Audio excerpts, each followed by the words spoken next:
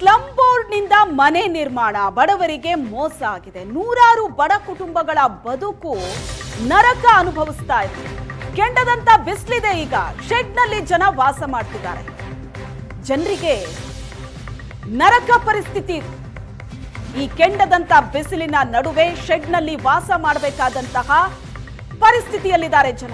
ಬೀದರ್ ಜಿಲ್ಲೆ ಬಸವ ಕಲ್ಯಾಣದ ಧರ್ಮ ಪ್ರಕಾಶ ಕಾಲೋನಿ ಜನರ ಗೋಳಿದೆ. ಸ್ಲಂ ಬೋರ್ಡ್ಗೆ ಹಣ ಕಟ್ಟಿ 3 ವರ್ಷ ಆಗಿದೆ. ಗೋಳಾಟ ಮಾತ್ರ ನಿಲ್ತಾ ಇಲ್ಲ.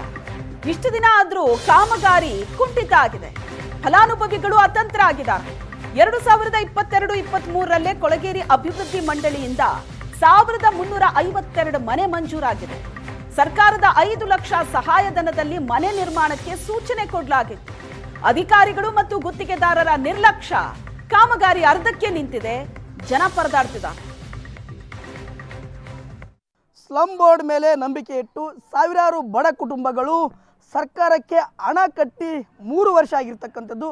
ಆದರೆ ಇಲ್ಲಿವರೆಗೂ ಆ ಬಡ ಕುಟುಂಬಗಳಿಗೆ ಮನೆ ಕಟ್ಟಿಕೊಡ್ತಕ್ಕಂಥ ಕೆಲಸವೂ ಆಗಿಲ್ಲ. ಇದರಿಂದಾಗಿ ಅಕ್ಷರಶಃ ಈ ಬಡ ಕುಟುಂಬಗಳಿಗ ಟೀನ್ ಶೆಡ್ ಹಾಗೂ ಗ್ರೀನ್ ಮ್ಯಾಟ್ನಲ್ಲಿ ಬದುಕುವಂತಾಗಿದೆ. ಇನ್ನು ಕೆಲವರು ಬೀದಿಯಲ್ಲಿ ಬದುಕಿ ಜೀವನ ಸಾಗಿಸ್ತಕ್ಕಂಥ ಒಂದು ದುಸ್ಥಿತಿ ಕೂಡ ಈಗ ಎದುರಾಗಿರ್ತಕ್ಕಂಥದ್ದು. ಸದ್ಯ ನಾವು ಬೀದರ್ ಜಿಲ್ಲೆಯ ಬಸವ ಕಲ್ಯಾಣ ನಗರದ ಧರ್ಮ ಪ್ರಕಾಶ್ ಒಂದು ಕಾಲೋನಿಯಲ್ಲಿರ್ತಕ್ಕಂಥದ್ದು. ನೀವು ದೃಶ್ಯದಲ್ಲಿ ಕೂಡ ಗಮನಿಸ್ತಾ ಇದ್ರಿ.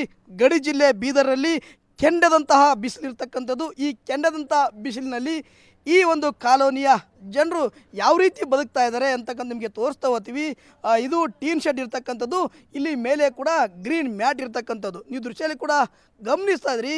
ಈ ಕೆಂಡದಂಥ ಬಿಸಿಲಿನಲ್ಲಿ ಈಗ ಈ ಒಂದು ಜನರು ಈಗ ಸಾಕಷ್ಟು ಸಂಕಷ್ಟಪಟ್ಟು ಈಗ ಬದುಕುವಂತಾಗಿದೆ. ಇದಕ್ಕೆ ಕಾರಣ ನೇರವಾಗಿ ಕೊಳಗೇರಿ ಅಭಿವೃದ್ಧಿ ಮಂಡಳಿ ಆಗಿರ್ತಕ್ಕಂಥದ್ದು. ಇಲ್ಲಿ ಫಲಾನುಭವಿಗಳಿದ್ದಾರೆ.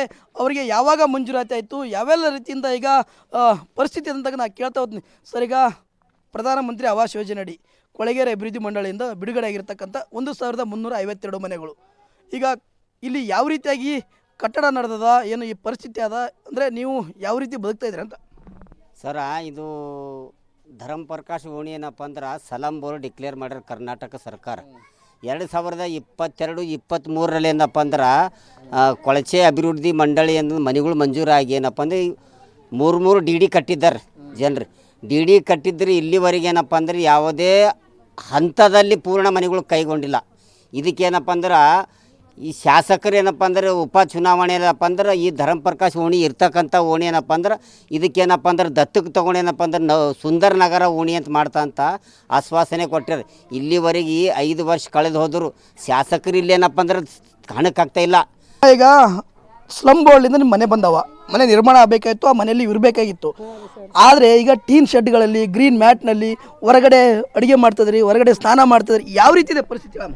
ಈಗ ಪರಿಸ್ಥಿತಿದಾಗ ಮಾಡ್ಸಿದೇವ್ರಿ. ಅವ್ರು ಮಾಡಲೇ ಹೋಗ್ಯಾರ. ನಮ್ಮ ಪರಿಸ್ಥಿತಿ ಬಂದಿದ್ದು ಈಗ ಹಂಗೆ ಹೆಂಗಾರ ಬದುಕ್ಲತ್ತಿದೇವ್ರಿ. ಈಗ ಅವ್ರದ್ದು ಏನದ ಟೀನ್ದಾಗ ರೀ ಪತ್ರ ಟೀನ್ ಹುಡ್ಕೊಂಡಿದೇವ್ರಿ. ಅದ್ರದ್ದು ಇದು ಹಾಕೊಂಡಿದ್ದೇವು, ಪ್ಲಾಸ್ಟಿಕ್ ಹಾಕೊಂಡು ಹೆಂಗಾರ ಇರ್ಲತ್ತಿದೇವ್ರಿ. ಮನೆ ಮಾಡಲೇ ಹೋಗ್ಯಾರ. ಅಲ್ಲಿಂದ ರೊಕ್ಕ ಬಡ್ಲಿ ತಂದು ಹಾಕಿದೇವ್ರಿ. ಯಾವ್ದು ಭೀ ಆಗಲ್ಲ ಹೋಗ್ಯದ ಕೆಲಸ. ಹೊರಗೆ ಮಾಡ್ತಿದೇವ್ರಿ ಬಿಸಿಲಾಗೆ, ಎಲ್ಲ ಬಿಸಿಲಾಗೆ. ಮಕ್ಕಳು ಮರುಗಳು ಭೀ ಹಿಂಗೆ ಗಿಡದ ನೆಳಿಗೆ ಆಡ್ತಾರ. ಟೀನ್ ಅದು ಮಾಡ್ತಿದೇವ್ರಿ. ಟೀನ್ ಹುಡ್ಕೊಂಡಿದ್ದೇವು, ಟೀನ್ದಾಗೆ ಇದ್ದೇವು. ಬೇಗನ ಹೊರಗೆ ಇರ್ತೇವ್ರಿ. ಏನು ಜರ ತಣ್ಣಗೆ ಬಿದ್ದರೆ ಒಳಗೆ ಹೋಗ್ಬೇಕು ನಾವು.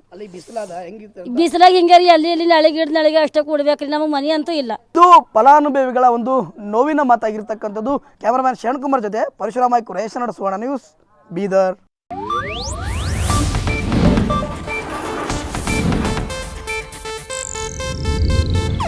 ಇದು ಏಷ್ಯಾನೆಟ್ ನ್ಯೂಸ್ ನೆಟ್ವರ್ಕ್ ಪ್ರಸ್ತುತಿ.